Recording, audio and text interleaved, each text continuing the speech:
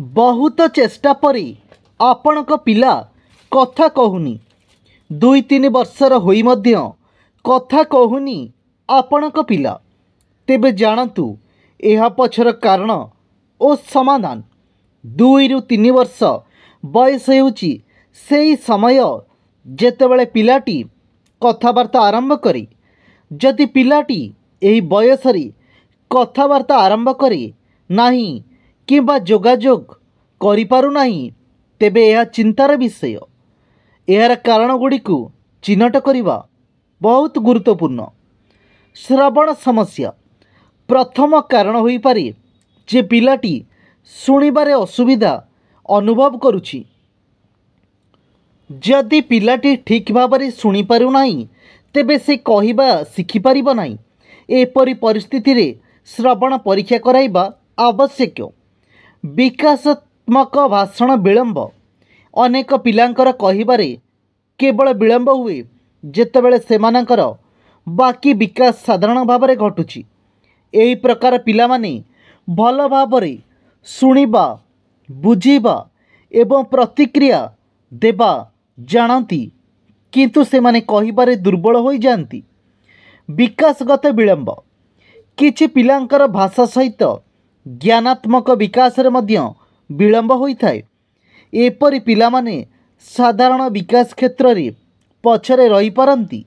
एहार अनेक कारण होई पारे जेउथिरे ऑटिज्म संबंधी समस्या ऑटिज्म स्पेक्ट्रम डिसऑर्डर एएसडी मध्य एक गुरुत्वपूर्ण कारण होई पारे। एएसडी द्वारा प्रभावित पिलामाने सामाजिक संपर्क को एड़ाई जाती, आखि मिसांती नहीं, सेमानक नामर प्रतिक्रिया दियंती नहीं एवं जोगाजोगरे असुविधा अनुभव करती। कथा एवं भाषा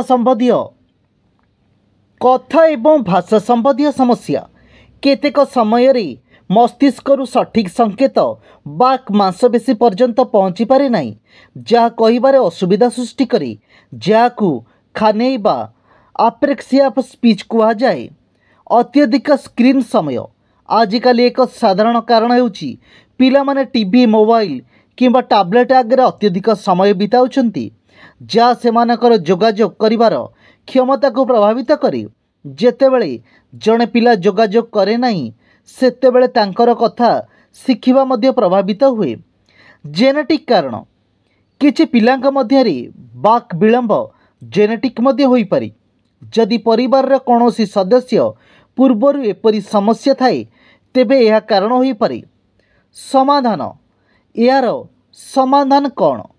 जदि पिलाटी बहुत चेष्टा पर कथा कहूनी ताले समाधान कौन? जदि कौनसी पिला कथा कहिबार विलंबर लक्षण देखाए तेबे प्रथम पदक्षेप हेउची ताकु शिशु विशेषज्ञ पाखकु नेबा आवश्यक। एही परीक्षा कथा कहिबारे विलंबर मुख्य कारण कौन ता बुझिबारे साहाय्य करे, जेपरिक श्रवण समस्या, ज्ञानात्मक विकास चैलेंज किंबा अन्य कौनसी कारण, जहा द्वारा सही अनुसार चिकित्सा ठीक समय रे आरंभ करा जाई परिबो। पिलार स्क्रीन समय को सीमित करवा गुरुत्वपूर्ण।